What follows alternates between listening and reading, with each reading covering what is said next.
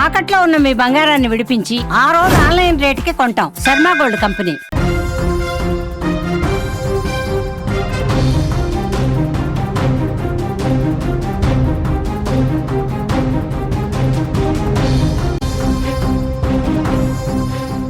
ఖమ్మం జిల్లాలో తీవ్ర విషాదం. యువతి యువకుడు బలవన్మరణం. ముందుగా యువతి ఆత్మహత్య, కాసేపటికే తనువు చాలించిన యువకుడు. ఇద్దరిది పక్కపక్క ఇళ్లే, ప్రేమ వ్యవహారమే కారణమనే అనుమానం. కామేపల్లి మండలం పండితాపురంలో విషాద ఛాయలు.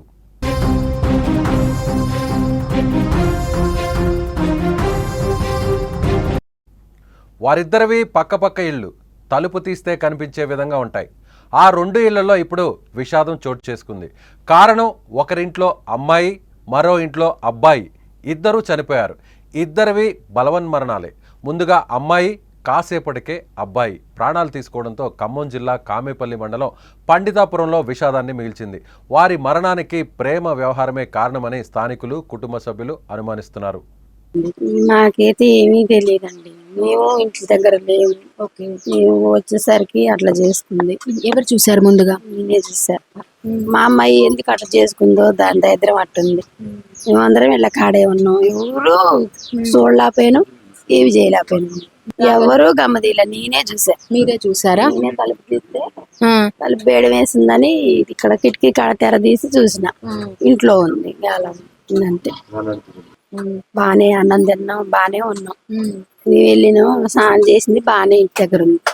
మాకే అనుమానాలు లేవండి. మా అమ్మాయి ఏమి చేయలేదు. మాకు ఏం గొడవలు లేవు. ఇక అంతా దేవుడు తీసుకుపోయింది అనుకోవడమే. మేము అసలు అట్లా అకస్మాత్తుగా జరిగింది ఏందని మాకే అర్థం కావట్లా. మేమే ఆశ్చర్యపోతాను. మేమంతా బానే ఉన్నాం. మేము బోనాల పండుగని మా అక్క వాళ్ళు హైదరాబాద్ పిలిస్తే పోయినామమ్మ. మమ్మల్ని ఆదివారం నాడు ట్రైన్ ఎక్కించి వచ్చిండమ్మా. వచ్చేసరికి ఈ కథ జరిగిందమ్మా. ఏం జరిగిందో మాకు తెలియదు. మీకు ఎప్పుడు తెలిసింది ప్రేమించుకున్న విషయం? మాకు ఏం తెలియదమ్మా. మా ప్రేమకి ఏం తెలియదు. తెలుసని అంటున్నారే, ఎందుకు చేసుకున్నాడో మాకు తెలియట్లే. నా కొడుకు ఎటు చేసుకుంటాడు అనుకోలేదమ్మా. తెలియకల్లోడమ్మా. మాకు వాడే మాకు అన్నం పెట్టేదమ్మా. మాకు వాడు పోయింది ఏం లేదు ఇప్పుడు. నా కొడుకు అన్నాలు పోయిండమ్మా. మాకు పో పెట్టే కొడుకు లేకుండా పోయిండమ్మా. మాట అంటే వాడు వాడడమ్మా. అలాంటి వాడని మేమేమనమ్మా. ఎంతమంది మీకు పిల్లలు? నాకు ఇద్దరు అబ్బాయిలు. అమ్మాయి పెద్ద అబ్బాయి. నా కొడుకు అన్నాలు అయిపోయిండమ్మా. 25 సంవత్సరాల కొడుకమ్మా. సో ఇది ఆ యువతి యువకులకు సంబంధించినటువంటి ఇద్దరికి సంబంధించిన మదర్స్ బాధపడుతున్నారు. సో హారిక, ఎవరైతే చనిపోయినటువంటి యువతికి సంబంధించిన హారిక తల్లి, సో అప్పటి వరకు ఎంతో బాగుంది, ప్రశాంతంగా ఉన్నింది, అందరం కూడా సంతోషంగా ఉన్నాం, చక్కగా మాట్లాడుకున్నాం. ఇంతలోనే రూమ్లోకి తలుపు వేసుకునింది. నేనే కాసేపటి తర్వాత తలుపు తెరిచి చూస్తే ఒక్కసారిగా వేలాడుతున్నటువంటి పరిస్థితి, ఆత్మహత్య చేసుకున్నటువంటి పరిస్థితి కనిపించిందంటూ ఆ తల్లి బోరున విలపిస్తుంది. ఎలాంటి గొడవలు లేవు, ఎలాంటి విభేదాలు లేవు, అసలు ఇద్దరి మధ్య కూడా ప్రేమ వ్యవహారం ఉందన్న సంగతి కూడా ఎవరికి కూడా తెలియదు. మా పాప, మా అమ్మాయి అలాంటిది కాదని హారికకు సంబంధించినటువంటి తల్లి వాపోతుంది. మరోవైపు ఎవరైతే చనిపోయినటువంటి వ్యక్తి ఉన్నారో, చనిపోయిన ఆ యువకుడికి సంబంధించినటువంటి తల్లి కూడా అదే మాట చెబుతుంది. అబ్బాయి చాలా హ్యాపీగా ఉన్నాడు, సంతోషంగా ఉన్నాడు, ఏమాత్రం గొడవలు లేవు, చక్కగా వేరే ఊర్లో వదిలిపెట్టాడు, తీసుకొచ్చాడు. సో ఆ వెంటనే ఇలా ఎందుకు జరిగిందనేది అర్థం కావట్లేదు. సో ఇలాంటి లవ్ అఫైర్ ఉందనేది కూడా మాకు తెలియదు, అలాంటి వ్యక్తి కూడా కాదు అంటూ కూడా అబ్బాయికి సంబంధించినటువంటి తల్లి బాధపడుతుంది. సో ఇప్పుడు ఒకసారి డీటెయిల్స్ ఒకసారి పరిశీలిస్తే, ఇరుగు పొరుగు ఇళ్లలో నివసిస్తున్న బండి హారిక, గాడిపల్లి శ్రీకాంత్లు గత కొంతకాలంగా ప్రేమలో ఉన్నారనేటువంటి అనుమానం కలుగుతోంది. శ్రీకాంత్ డిగ్రీ పూర్తి చేసి ఆటో ట్రాలీ డ్రైవర్గా పనిచేస్తున్నాడు. హారిక 10వ తరగతి పూర్తయిన తర్వాత చదువు మానేసి వ్యవసాయ కూలీ పనులకు వెళ్తోంది. అయితే వారి ప్రేమ విషయం ఇంట్లో తెలియడంతో హారిక ప్రాణాలు తీసుకోగా ఆమె మరణాన్ని తట్టుకోలేక శ్రీకాంత్ కూడా చనిపోయినట్లుగా తెలుస్తోంది. ఈ విషయం తెలుసుకున్న శ్రీకాంత్ కూడా పొలం వద్దకు వెళ్ళి చెట్టుకు ఉరివేసుకున్నాడు. కులాలు వేరు కావడంతో పెద్దలు ఒప్పుకోరనేటువంటి భయంతోనే ఈ ఇద్దరు చనిపోయినట్లుగా అందరూ భావిస్తున్నారు. పోలీసులు ఏమంటున్నారో ఒకసారి పోలీసులకు సంబంధించినటువంటి వర్షన్ కూడా ఒకసారి విందాం. బాడీలు షిఫ్ట్ చేసాం గవర్నమెంట్ హాస్పిటల్లో పిఎంఈ కోసం. పిఎంఈలో ఉన్నాయి, మర్చులు ఉన్నాయి. వాళ్ళిద్దరు అబ్బాయి తండ్రి పిటిషన్ ఇచ్చాడు. వాళ్ళిద్దరూ మాకు తెలియదు, ఎప్పటి నుంచో ప్రేమించుకుంటున్నట్టుంది. మరి రెండు కులాలు వేరు, కమ్యూనిటీలు వేరు కదా అని చెప్పేసి పెద్దలు వివాహం చేస్తారో లేదా అని చెప్పేసి తల్లిదండ్రులు ఒప్పుకుంటారో లేదా అని భయపడి మాటలు లేదంటే వాళ్ళకి తెలియదు కదా, ఈ విషయం వాళ్ళకి తెలియదు కదా, వాళ్ళు ఎడగో ఇదవుతారు. అబ్బాయి ఎక్కడ అంటే చనిపోయింది ఎవరు చూసారని చెప్పారు మీకు? వాళ్ళు అబ్బాయి తమ్ముడును వాళ్ళ మేనమామ ఎవరు ఉన్నారట, వాళ్ళు బయటికి వెళ్ళిపోయి ఎక్కడో చేసి దేవుడు ఆడుకుంటుంటే నాకు గ్రామస్తులు మా సార్కి ఎవరు చెప్పారో తెలియదు, మమ్మల్ని ఇమీడియట్లీ పండితపురం ఇక్కడ పోండి జరిగింది చూడండి అని అంటే చేసి వస్తే ఇద్దరి మరణంతో పండితాపురం కన్నీరు పెడుతోంది.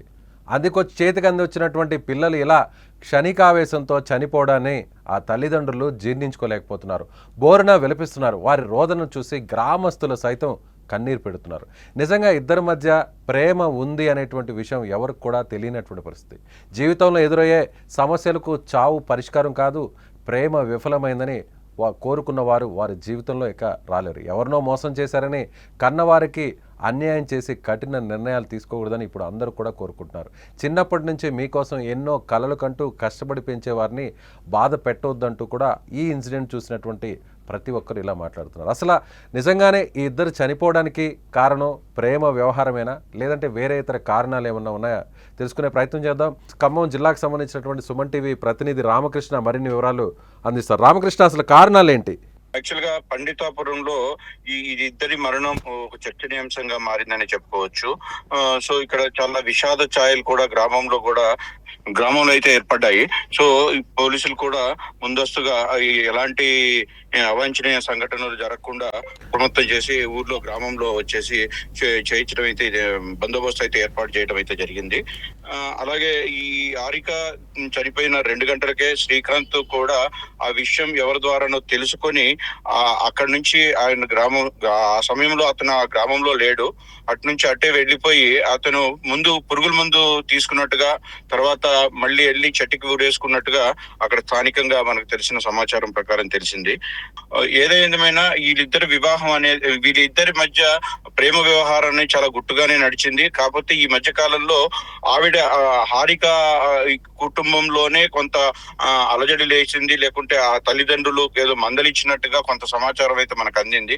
సో దాని మీద యాక్చువల్ గా అయితే ఎవరు గ్రామస్తులు కూడా అందరూ కూడా ఒక తాకిడి మీద ఉండి మనం చెప్పకూడదు లేకుంటే ఏంటి అనేది మాత్రం ఒక గోప్యతలను అయితే పాటిస్తున్నారు అనేది అయితే కనిపిస్తా ఉంది.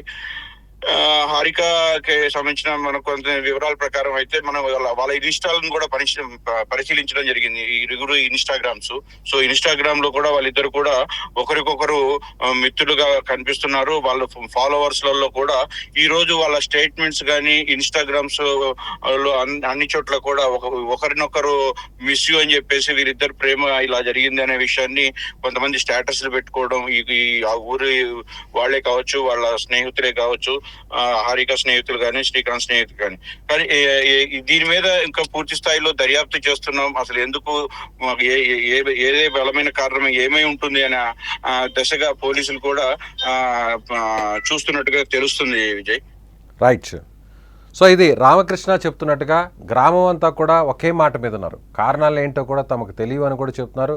సో ఇద్దరు కూడా ఇన్స్టాగ్రామ్లో కూడా మెసేజెస్ను కూడా చెక్ చేస్తే కూడా ఫ్రెండ్స్గానే ఉంటున్నారు. అయితే హారికకు సంబంధించినటువంటి ఇంట్లో గొడవ జరిగినట్లుగా వారించినట్లుగా ప్రేమించుకోవద్దు, సో వేరే కులాలకు సంబంధించినటువంటి ఇద్దరు వ్యక్తులు కాబట్టి అబ్బాయి కూడా మన కమ్యూనిటీ కాదు వేరే కులం కాబట్టి సో ప్రేమకు దూరంగా ఉండాలి అని వారించినట్టుగా తెలుస్తుంది. అయితే తమ ఇద్దరు ఎక్కడ దూరంగా విడిపోతామో, సో ఎక్కడ దూరంగా అయిపోతామో అనేటువంటి ఏకైక కారణంతోనే హారిక బలవన్మరణానికి ఆత్మహత్య చేసుకున్నట్లుగా కొందరు పోలీసులు అయితే మాత్రం మరి కొంతమంది గ్రామస్తులు అయితే మాత్రం చెప్తున్నటువంటి పరిస్థితి. అయితే వెంటనే హారిక చనిపోయినటువంటి విషయం తెలుసుకున్న వెంటనే నేరుగా శ్రీకాంత్ కూడా హారిక లేని జీవితం ఇంకా తనకు వద్దు అనుకునేటువంటి ఒక బలమైనటువంటి నిర్ణయానికి వచ్చినటువంటి నేపథ్యంలో వెంటనే అతను కూడా పురుగుల మందు తాగి చనిపోవాలనుకునేటువంటి ప్రయత్నం చేశాడు. ఆ తర్వాత ఒక ఏదైతే పొలంలో ఉన్నటువంటి చెట్టుకు కూడా ఆత్మహత్య చేసుకుని ఉరివేసుకొని చనిపోయినట్టుగా తెలుస్తుంది. మొత్తం మీద అయితే మాత్రం స్క్రీన్ మీద కనిపిస్తున్నటువంటి ఇద్దరు కూడా చాలా చక్కగా ఉన్నారు.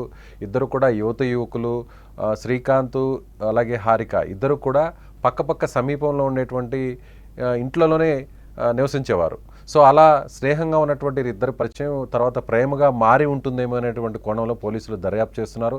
సో ఇద్దరు కూడా చక్కగా ఎంతో మంచిగా గ్రామంలో కూడా అందరిలో మంచిగా ఉండేవారు, అందరూ కూడా మంచి పేరు తెచ్చుకున్నారు ఇద్దరు కూడా అనుకుంటున్నారు. కానీ సడన్గా ఒకే రోజులో ఇద్దరు చనిపోవడం, వెంటనే చనిపోవడం, కొన్ని గంటల వ్యవధిలోనే చనిపోవడం చూసి మొత్తం గ్రామం అంతా కూడా షాక్ అవుతున్నటువంటి పరిస్థితి.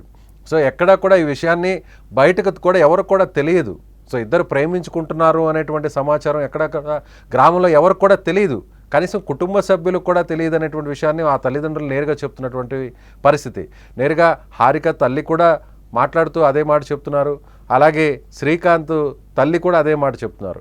ఎందుకు చనిపోయారో ఇంకా మాకు అర్థం కావట్లేదు, అసలు కారణం ఏంటో కూడా తెలియదు, అలాంటి వ్యక్తులు కాదు, సో ప్రేమ లాంటి వ్యవహారం లేదు అని చాలా కరాఖండిగా ఖచ్చితంగా ఆ ఇద్దరు తల్లులు చెప్తున్నటువంటి పరిస్థితి. అయితే గ్రామంలో మాత్రం వేరే పోలీసులు విచారణలో కావచ్చు, దర్యాప్తులో కావచ్చు, సో అక్కడికి వెళ్ళినటువంటి మీడియా కావచ్చు, అందరూ కూడా ఒకే మాట చెప్తున్నారు, ఇద్దరి మధ్య ఇలాంటి రిలేషన్ ఉందని తమకు కూడా తెలియదు.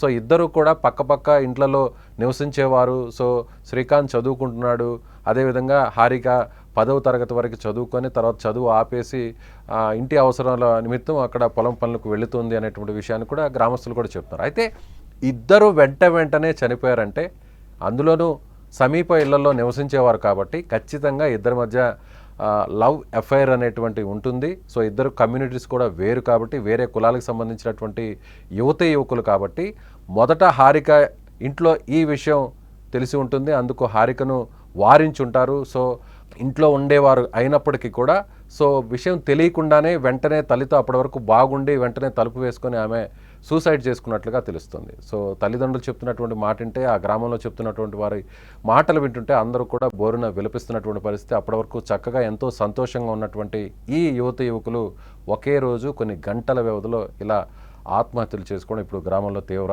విషాదాన్ని నింపుతుంది. సో నిజంగా అందరూ కూడా చిన్న చిన్న ఆవేశాలకు సో పెంచి పెద్దవారిని చేసినటువంటి, చదివించి కన్నీ పెంచి పెద్దవారిని చేసినటువంటి తల్లిదండ్రుల గురించి కూడా ఆలోచించుకోవాలి.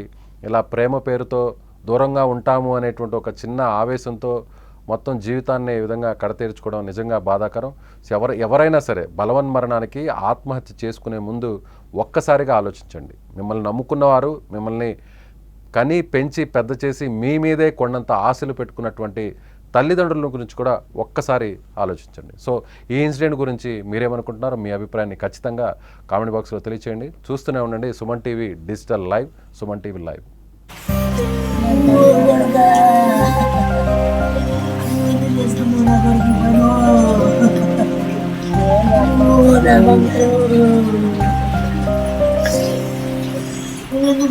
గొడకల్లో